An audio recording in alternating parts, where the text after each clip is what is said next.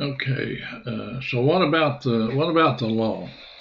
The key from Exodus chapter 20 verse 1 through Malachi chapter 4 verse 6 is law.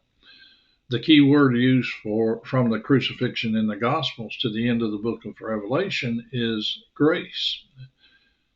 John chapter 1 verse 17 states, "For the law was given by Moses, but grace and truth came by Jesus Christ."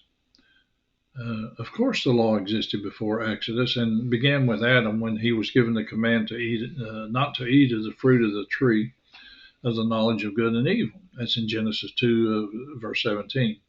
Grace, likewise, was shown prior to the Gospels in that the Lord supplied Adam and Eve with coats of skin in Genesis 3, verse 21. And the law from Sinai to Calvary dominates that time, just as grace dominates the time from Calvary on. The law was given to the Israelites and takes in the whole system of government for Israel when in the land, which included the commandments in Exodus 20, verses 1 through 17, and the judgments in Exodus 21, verse 1 to Exodus 24, verse 11, and the ordinances in Exodus 24:12 to 31:18. The law gives us God's righteous standards, and these must be fulfilled or the offender must be punished. However, the law is not the basis for justification, but for condemnation.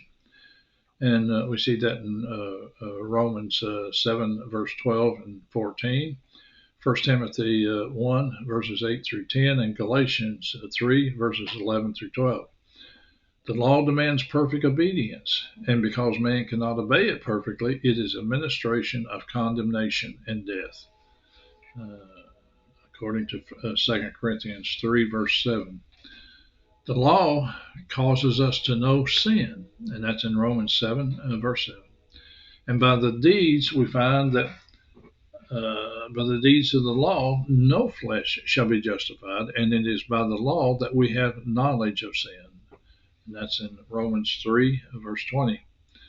The law was given because of the transgressions of man and was given until Jesus Christ came. Galatians 3, verse 19.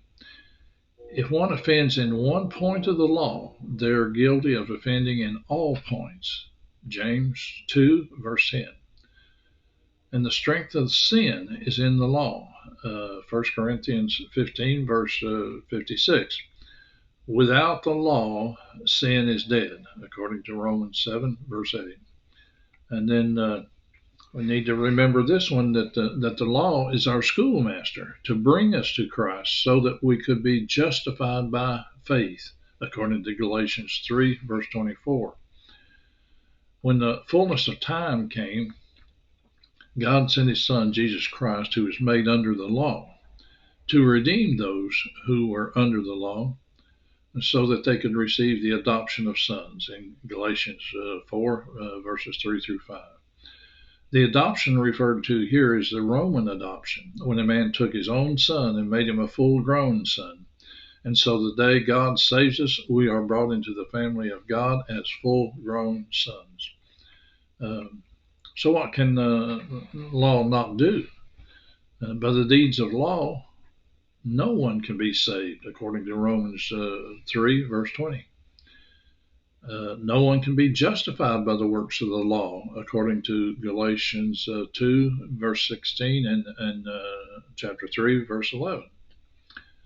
Righteousness does not come by the law. If it did, then Christ died in vain, according to Galatians 2, verse 21. The law cannot make man righteous, for it is weak in the flesh. Romans 8, verse 3. We cannot be justified by the laws of Moses. And we find that in Acts 13, 39. And again, the law cannot make anything perfect. And that's in Hebrews chapter 7, verse 19. Thank you for listening.